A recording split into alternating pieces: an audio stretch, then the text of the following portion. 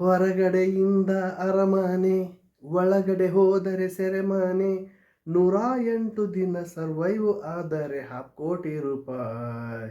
Big Boss, Bigg Boss, Bigg Boss. ಇವತ್ತಿಂದು ಒಂದು episode ಸಖತ್ತಾಗಿತ್ತು. ಯಾಕೆ ಸಖತ್ತಾಗಿತ್ತು ಅಂತಂದರೆ, ಗಿಲ್ಲಿ ನಲ್ಲಿ ಮುಳೆ ತಿನ್ನೋದು ತುಂಬ ಚೆನ್ನಾಗಿತ್ತು.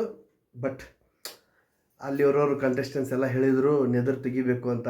ಯಾಕೆಂದರೆ ಮಟನ್ ಅಂದ್ರೇ ನೆದರ್ ಜಾಸ್ತಿ ಆಗೋದು, ಇನ್ನು ನಲ್ಲಿ ಮೂಳೆ ಅಂದರೆ ಇನ್ನೂ ಜಾಸ್ತಿ ನೆದರಾಗುತ್ತೆ. ಒಟ್ಟಾರೆಯಾಗಿ ಕರ್ನಾಟಕ ಜನತೆಯ ಆಶೀರ್ವಾದ ಗಿಲ್ಲಿ ಮೇಲಿದೆ, ಅದೇ ರೀತಿ ಎಲ್ಲ ಕಂಟೆಸ್ಟೆಂಟ್ ಮೇಲೂ ಇದೆ.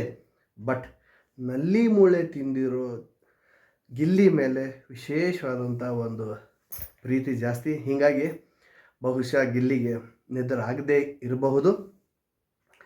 ಇದು ಇವತ್ತಿನ ಎಪಿಸೋಡಿನ ಕೊನೆ ಕ್ಷಣ. ಆದರೆ ಇನ್ನು ಎಪಿಸೋಡ್ ಸ್ಟಾರ್ಟಿಂಗಲ್ಲಿ ಧನುಷ್ ಅವರು ಬರ್ತಾರೆ, ಆ ರ್ಯಾಂಪಿಗೆ ಬರ್ತಾರಲ್ಲ, ಆಡಿಯನ್ಸ್ ಎಲ್ಲ ಬಂದಿರ್ತಾರಲ್ಲ ಅವರು. ಸೊ ಧನುಷು ಸಿಂಪಲ್ಲಾಗಿ ಒಂದು ಸ್ವಲ್ಪ ಜಾಸ್ತಿ ಏನು ಮಸಾಲ ಇಲ್ಲದೆ ಮಾತಾಡ್ತಾರೆ. ಅವ್ರದ್ದು ಮಾತು ಇಂಟ್ರೆಸ್ಟು ಇಷ್ಟ ಆಗುತ್ತೆ. ಅದಾದಮೇಲೆ ಬಂದಿರೋ ಧ್ರುವ್ ವೆರಿ ವೆರಿ ವೆರಿ ಎಕ್ಸೈಟು. ಅಲ್ಲಿ ಧ್ರುವ್ ಅವರು ಮಾತಾಡೋ ಕೆಲವೊಂದಿಷ್ಟು ವರ್ಡಿಂಗ್ಸು ಎಷ್ಟು ಮ್ಯಾನ್ಯುಪ್ಯುಲೇಟ್ ಮಾಡಿದ್ದು ಇತ್ತು ಅಂತಂದರೆ, 24 ಜನರಲ್ಲಿ 6 ಜನರನ್ನ ತಂದು ನಿಲ್ಲಿಸಿದ್ದೀನಿ ಅಂತ ಅನ್ನೋದು ಒಂದು.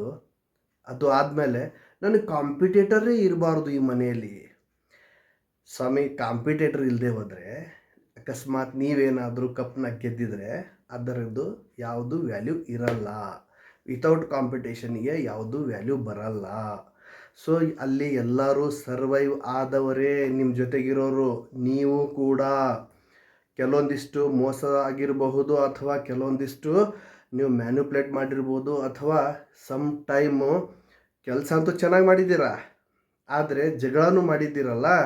ಅದು ಅಲ್ಲದೆ ಮಲ್ಲಮ್ಮ ಬಂದಮೇಲೆ, ನೀವು ಹೋದ್ಮೇಲೆ ನನಗೆ ಯಾರೂ ಜೊತೆನೇ ಇಲ್ಲ ಅಂತ ಬೇರೆ ಹೇಳ್ತಾ ಇದ್ದೀರಿ ನಿನ್ನೆ. ಸೊ ಇಷ್ಟೆಲ್ಲ ಮಾತಾಡಿದವರು ನೀವು. ಅಶ್ವಿನಿ ಮೇಡಮ್ ಅವ್ರದ್ದು ಸಪೋರ್ಟ್ ಇಲ್ಲದೆ ಇಲ್ಲಿವರೆಗೂ ಬರ್ತಿರಲಿಲ್ಲ. ಇವನ್ ಬಿಗ್ ಬಾಸಲ್ಲಿ ಗುಂಪುಗಾರಿಕೆ ಸಲ್ಲದು, ಗುಂಪುಗಾರಿಕೆ ಮಾಡಲೇಬಾರ್ದು ಬಿಗ್ ಬಾಸಲ್ಲಿ. ಸೊ ಗುಂಪುಗಾರಿಕೆ ಮಾಡಿದರೆ ನಿಮ್ಮ ವ್ಯಕ್ತಿತ್ವದ ಆಟ ಹೆಂಗಾಗುತ್ತದು? ಅಂಥದ್ರಲ್ಲಿ 1 ಮ್ಯಾನ್ ಆರ್ಮಿ ಅಂತ ಬೇರೆ ಡೈಲಾಗ್ ಹೇಳ್ತೀರಾ ನೀವು. ನೋ, ಇದು ಎಲ್ಲ ಮ್ಯಾನ್ಯುಪ್ಯುಲೇಟ್ ಮಾಡೋದು. ಸೊ ಹ್ಯಾಸ್ ಇಟ್ ಈಸ್ ಮಾತಾಡಬೇಕು. ಇವಾಗ ಧನುಷ್ ಅವರು ಮಾತಾಡಿದರು, ನಾನು ಜಾಸ್ತಿ ಮಾತಾಡಲ್ಲ, ಮಸಾಲ ಹಾಕೋದಕ್ಕೆ ಬರಲ್ಲ ಅಂತ ಹೇಳಿದರು. ಸೊ ಇದು ಒಂದಾದರೆ ಆಮೇಲೆ ರಕ್ಷಿತಾ ಬರ್ತಾರೆ.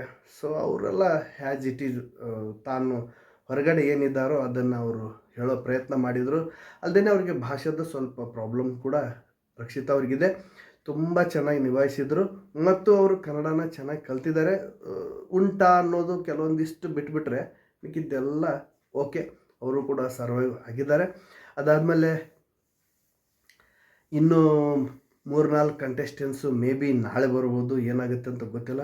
ಇವತ್ತಿಂದು ಎಪಿಸೋಡ್ ಅಂತೂ ಸಖತ್ತಾಗಿ ಎಂಜಾಯ್ ಮಾಡಿದ್ವಿ. ಬಹುಶಃ ಕರ್ನಾಟಕ ಎಂಜಾಯ್ ಮಾಡಿದೆ ಅಂತ ಅನ್ಕೋತೀವಿ. Thank you.